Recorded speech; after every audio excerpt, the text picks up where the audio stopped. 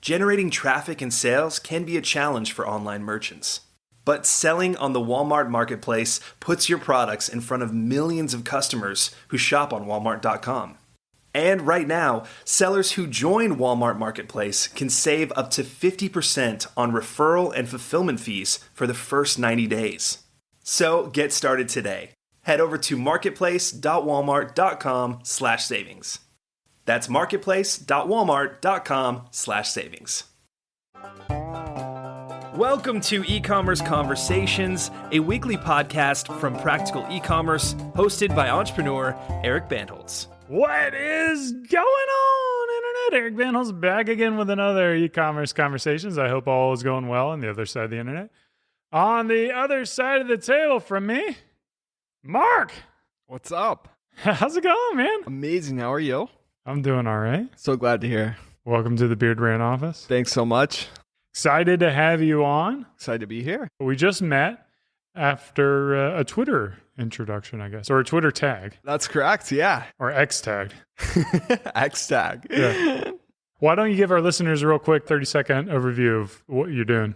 Definitely, yeah. So my name is Mark. I currently run a software company that's called Disputifier. We do all things chargebacks. And my background getting into that, I ran e-commerce brands for about 6 years and kind of stumbled into this as a way to solve my own problem. I was posting about interesting chargeback that I got that I'd never seen before. Mm-hmm. We had an order placed for like $391.85. Yeah. Something weird like that. 13 items. And then the very next day, we had an order placed by the same guy for $391.85. But it was a different order. Like somehow he put a lot of time and energy in there figuring out how to get different items to line up exactly right. Yeah. And then he filed like a duplicate charge or something like that. And I had never seen anything like that before. Is this a new way of stealing from companies? Yeah, I mean, I would assume that it's one of these ways that fraudsters are able to steal money legally, or in some cases illegally, from companies. It was somewhat newer for me as well. We'd seen some similar circumstances, but this was even a customer that had purchased from me before. Yeah, it was crazy because they had two legit purchases. Right. And then the third and fourth one were back to back. For way more money too. Yeah, I mean, but the first, his first order was like $200 and the second order was $100, and our average order value is like $60. So they were all large, relatively large orders from us. Yeah. Did you guys ever reach out? Oh yeah. My customer service typically don't get a response there. Nobody gets a response, and I had no problem when I posted the screenshot on Twitter, like his name was on there. Obviously not his contact information, but like it's a unique name. So hopefully he gets a little bit of public shame. A little bit of public shame there, yeah. Yeah. I like karma at some point. Yeah, well, the thing is, like, I don't know. I always want to assume, like honest intent, like maybe. Right. But like, how can you place two orders exactly the same price and be like, oh yeah, what happened? Like, yeah. It's almost like it makes me think if there was something wrong with your billing system. I know there wasn't, but it does take so much intent and like time to line up 14 items exactly the same. Kind of crazy. Yeah. Well, it was weird because one was 13 items and one was 14 items. So it wasn't, so it wasn't like he ordered the same products with different fragrances. It was like completely different. Did you guys catch it and you shipped it out? Oh yeah. Shipped it out. Yeah. It's tough. Yeah. So how are people able to protect themselves from chargebacks without canceling all the orders and without, like chasing the rabbit hole and doing all that stuff? Like, what does your software do? Yeah, definitely. So we help with a couple of different types of chargebacks. One would be fraud chargebacks. Was that what this chargeback was? Was it? Well, it was duplicate, right? Well, yeah. Let me pull up. Sort of fraud, but classified as duplicate. Yeah. I mean, he didn't classify it as a. So, anyways, here it is. It was. Yeah. So the reason was duplicate. Interesting. Okay. Yeah. So duplicate chargebacks are pretty hard to prevent, but they're very easy to win, actually. So yeah, how did we lose this one? I don't know, man. You maybe show me your response. I would actually be interested to see what you submitted here. Yeah, let me see what. So I'm not in, like, my customers team of course, does all that, but maybe there's some learnings from this. Maybe so. Duplicates, I think, our highest win rate. It's around 90% for us. So there's always a chance that you lose every chargeback, but ideally not, especially for duplicate. So it looks like she posted communication with the customer about what our tracking information was. Okay. And also like a couple of screenshots of the order. Okay. And then it says, this customer placed 2 orders on 2 separate days for the same amount, but different items. Both orders were delivered 2 days apart. We've attempted to contact the customer to initiate a return or refund on the accidental second purchase, but have not heard back. We will be blocking this customer from making future purchases unless we hear back from him on this matter. I've included fulfillment information for the second order above, and we will include a screenshot of the second order below so you have the information. So are there like better ways to kind of argue your case in that? I mean, I would say that it seems somewhat well formatted. I know what we do for duplicate responses is we attach pictures of the checkout page and the purchase process, and we show you literally have to do this again. You can't just like order something twice, right? You have to go through it used to be a 3-step checkout to complete your purchase, and there's no way that this could have been accidental. And really the only advantage that we have, it's not some crazy evidence that we do. Sure, we submit all the evidence they're looking for. We just test the format and the evidence itself a ton.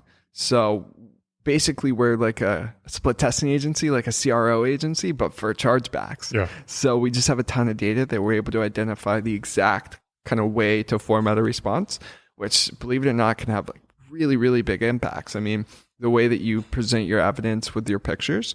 And what we do is we build PDFs. So instead of using the Shopify response, we build our own kind of from scratch. We've seen that to really help with the responses. Plus, you can do a lot more. Like you can highlight certain areas and kind of make it more of like almost like if you read a lawsuit, you see like there's different sections and they may have, the pictures, the Twitter screenshots, then it's kind of the same deal for us. We try to build it in more of like a different format than you would typically get from Shopify payments. So you can upload PDFs as well? Totally, yeah. You can just upload it in the additional evidence section. Okay, additional documents. And then, are people actually reading these documents, or is it all AI from the credit card agencies that are? Believe it or not only are people reading it, but in most cases, it's a paper document. So banks are the entities that determine the winner of chargebacks.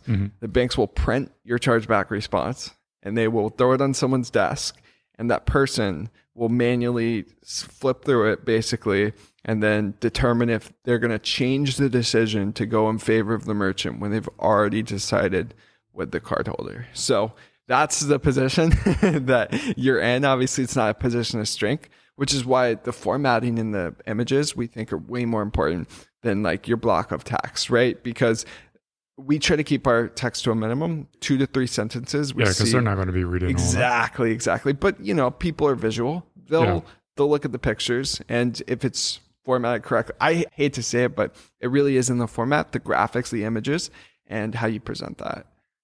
So with your software, do you have a team of people who are manually creating these responses to fight them, or? Not really. So it's more so software based, which means that we ingest data points that we get from Shopify and other sources, and then we add those into the response and build that out automatically. We do have a manual review process for our responses to ensure that they're up to par with our standards, as well as if we have any custom evidence, like if it's a really weird situation, then we can definitely have some manual intervention in those cases. But typically, over 90% of our responses don't get modified from what our system generates. Okay. And then I would imagine the majority of chargebacks are fraud orders. Is that correct?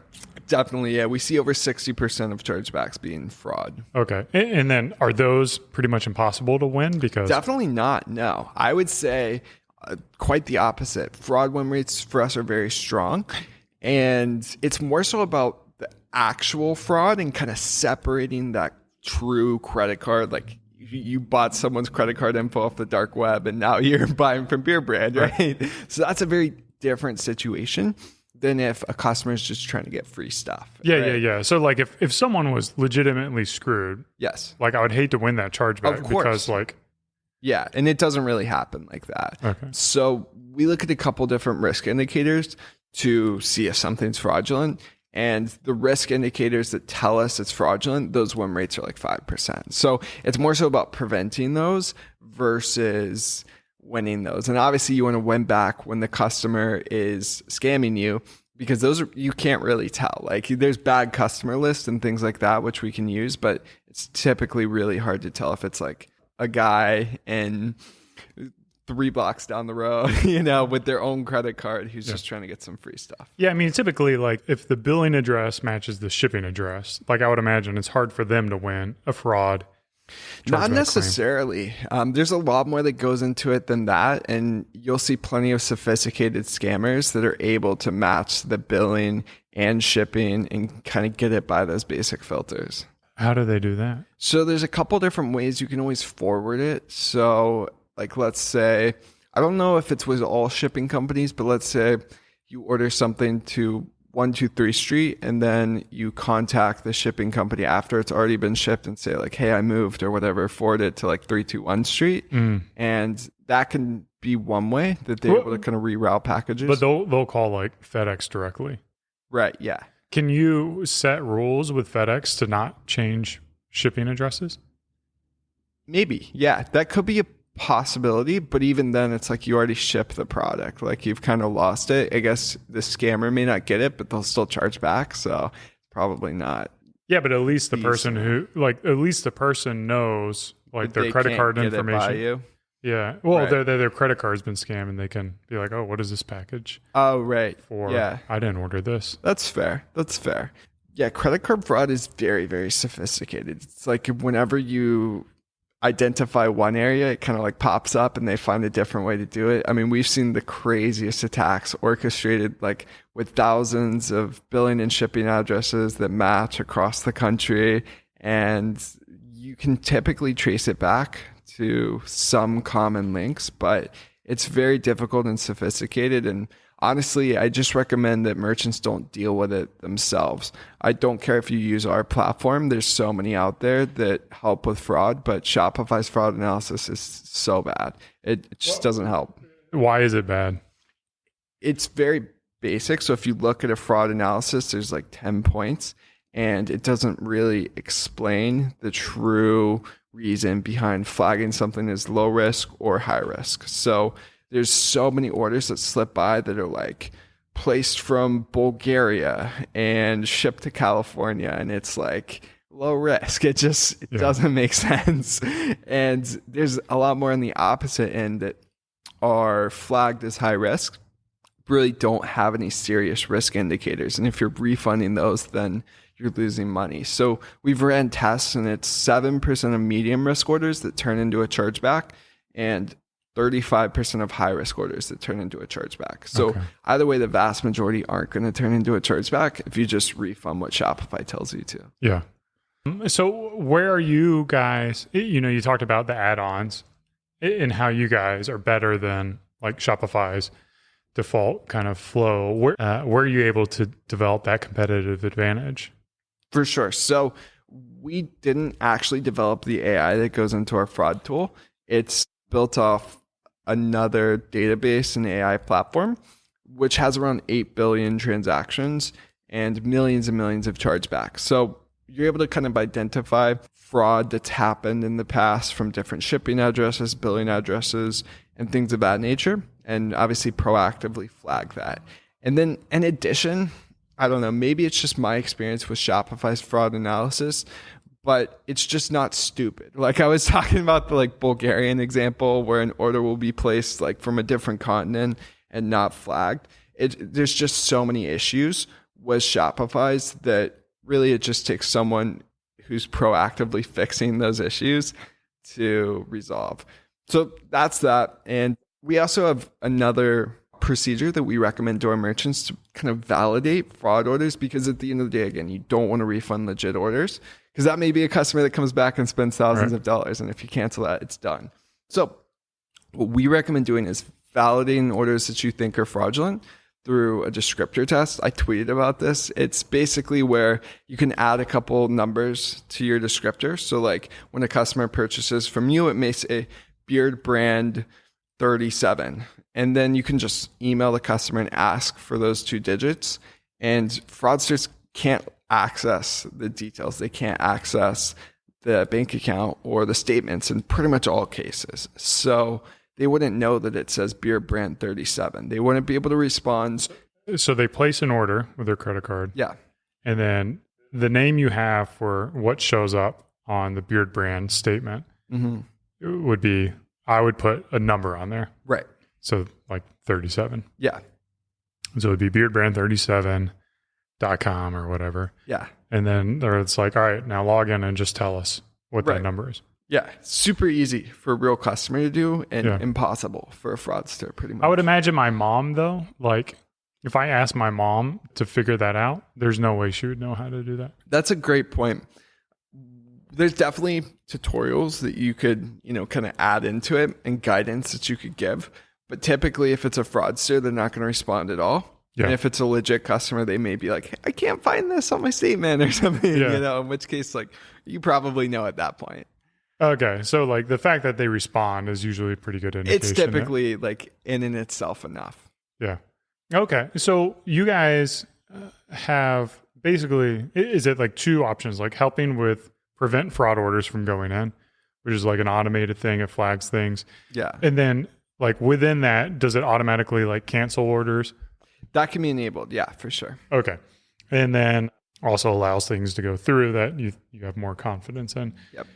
How much energy and effort should like customer support teams be putting into chargebacks or fighting chargebacks or verifying orders with customers? Like, is it, hey, it's a high order, we automatically send this email out, or? I think it depends a little bit on your size and a little bit on your business model and AOV. If we're talking about higher AOV, hundreds of dollars to thousands of dollars, I think it becomes more of a labor-intensive process to validate and verify orders. If you're lower AOV, I don't really think you should be spending any time at all on it. Yeah. I think it's a big waste of time. And I remember when I ran e-com brands, I had this girl who would try to figure out if an order was fraud. And it was the most hilarious thing. She'd call everyone over in the office and be like, guys, like, look at this. Like, end of the day, like, we still got a ton of chargebacks, So it's a very imperfect process that is better not done by a human, in my opinion. A little bit of details at Beard Brand. Like, I don't think we get a lot of chargebacks, So it's not like 1% of our orders or something really high like that. It's maybe like 1 every 2 or 3 weeks. Right. So every few hundred orders, few thousand orders. So like, it just made sense for us to self-insure. I always hated the models that were like essentially like chargeback insurance. Yep. Me too. Where they percentage of your sales. Yeah, you take a percentage of your sales, and it's like the math on this is terrible. It's like all I'm doing is giving you money to have you give me money back and take a margin from me. Yeah, it's insane. So your strategy is different than that, where you charge like, I guess, the analysis, the AI. So for the fraud stuff, it's just 5 cents per order, flat, no percentage ever.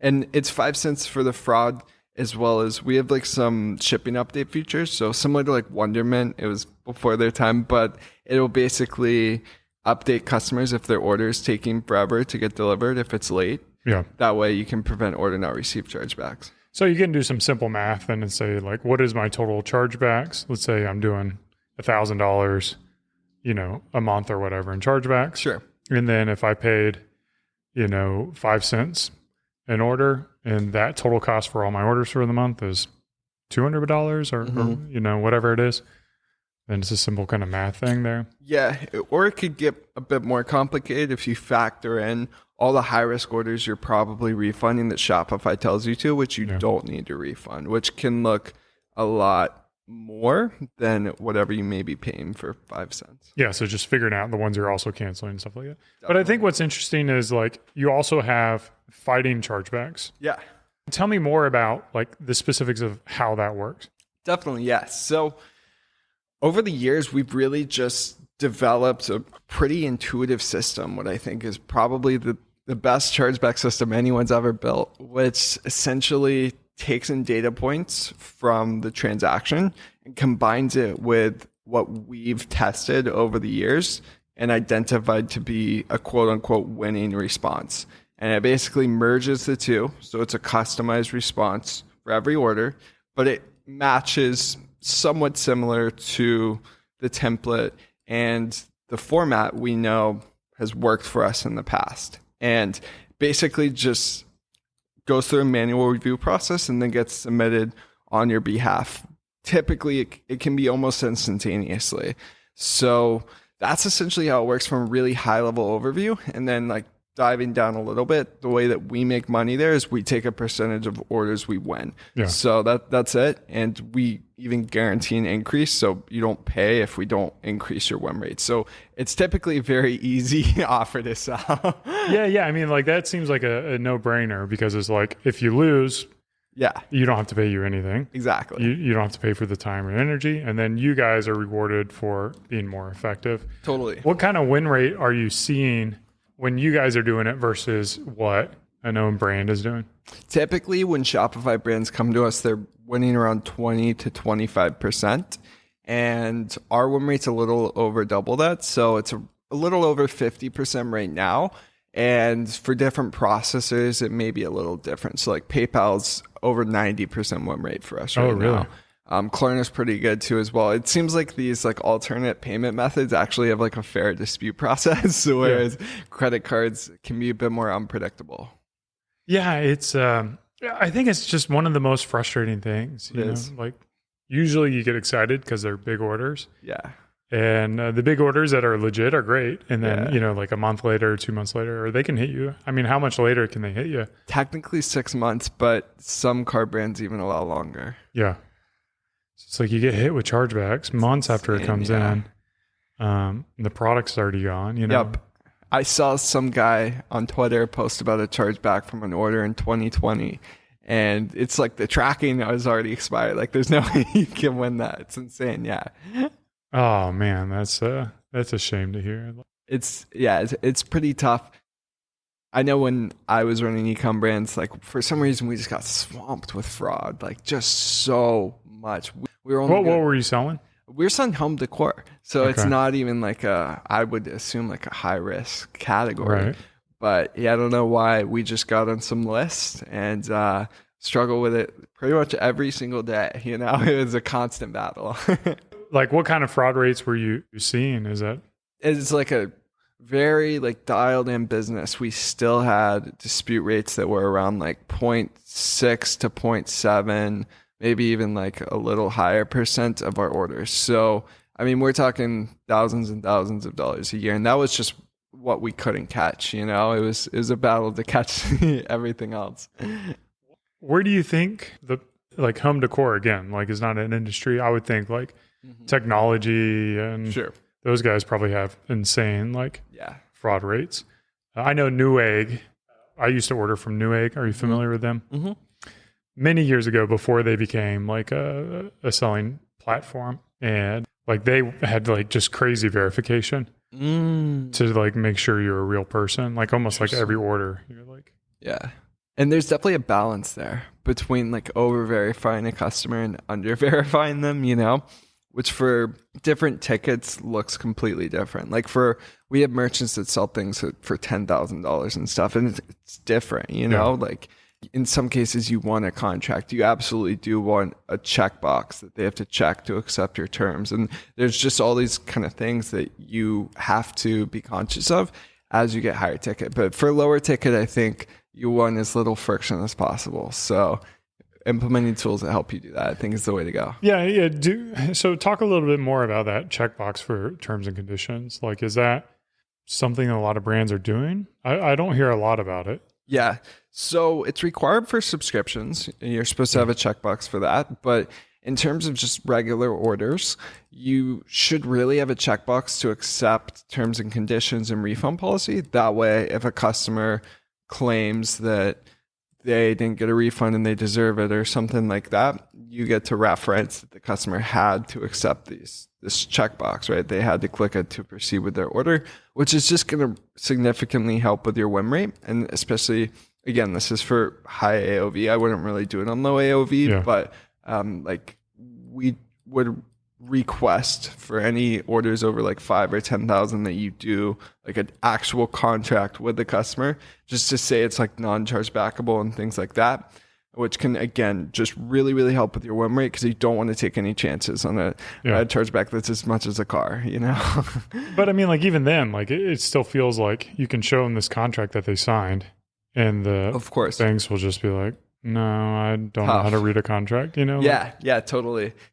I mean, there's never going to be a 100% win rate, but I think it's really about like testing and kind of trying to figure out what that winning response looks like, you know, which for brands is pretty tough if you don't get a ton of chargebacks, you know? So that's, I think, the problem that we solve, but it's definitely really, really tough for brands on their own to figure out just the entire chargeback process. It's very murky. Every bank has slightly different rules. There's so many different reasons, like there's nuances in every response. It's difficult overall. Yeah. That's cool. Where are you going with the business? Is it just going to be trying to grow these two products and stay lean and focused, or do you have visions beyond?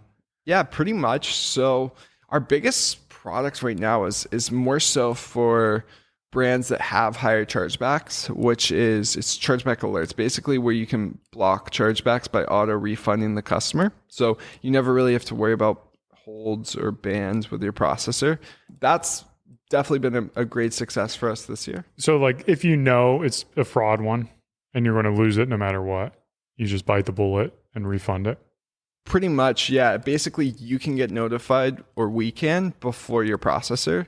So you kind of have a couple days there to decide, like, do I want to fight this? Do I want to refund it? And obviously not hurt my good reputation with my processor. So expanding that product is definitely, you know, a priority for us. But outside of that, we have kind of expanded to working with payment processors, which has been really fun because no one likes chargebacks. And, you know, we get to just roll out automated chargeback responses to hundreds and thousands of merchants. And it's been super fun. So that's, I think, where we'll go as a company more.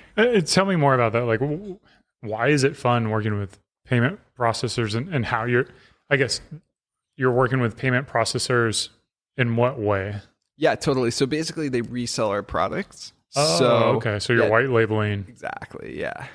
It's been much different than selling to e-com brands. Yeah. So you're doing like B2B sales, and then are these like large payment processors or? Pretty large, yeah. There's definitely plenty of small ones out there as well. Not like 1,000+ person companies just yet, but I mean, processors doing billions in transaction volume, yeah. Yeah, and they'll sell to other Shopify stores and stuff? Yeah, pretty much. A lot of them just do it as like a default service. It's kind of like a value add, you know, especially if you only charge a percentage of what you win. It's sort of a no-brainer for most merchants. So yeah, they just sort of like add it into their services. It gives them a bit of a competitive edge over Stripe and Shopify payments that don't offer that service. And yeah, it's kind of a win-win for everyone. Yeah, I guess like, you know, like the weed industry and stuff like that, like they have to go to like these smaller payment providers. Exactly. Yeah. And there's so many more. Like Oliver at Tabs like had to go to a different processor because they sell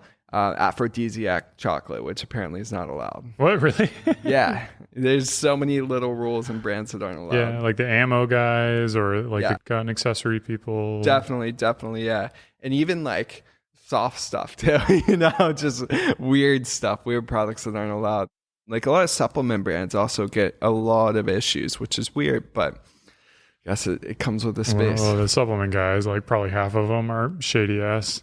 There's definitely some shady supplement brands. There's also some good ones, you know? Yeah, no offense. I've had some supplement brands on here sharing their stories too. So there's certainly great ones out there. And they certainly make a ton of money. We can't fault them there. They have a lot of chargebacks. I would imagine, especially like the hair loss supplements or like the in my space, there's like beard growth supplements. Makes sense. Yeah. Do you guys sell any of that? We don't. I mean, I don't sell snake oil, so I guess the beard growth hacks would not come from a pill. Yeah. What do they come from? I gotta know. Sorry. I mean, a lot of it's just getting older and then waiting and giving it enough time to grow in. Fair enough. But at the end of the day, it's like your genetics. Okay. And then you can kind of work with what your genetics are. It's like, okay. You know, like once you're done growing, you're like, how do I get taller? And it's like, well, you could have surgery. You could have like beard surgery. Okay. You could have you guys surgery. offer that or no? But it's more like education, just knowing. So it's like, if you're not tall, you know, what are the clothes you wear to look best for someone who's not tall? Yeah. Or if you are tall.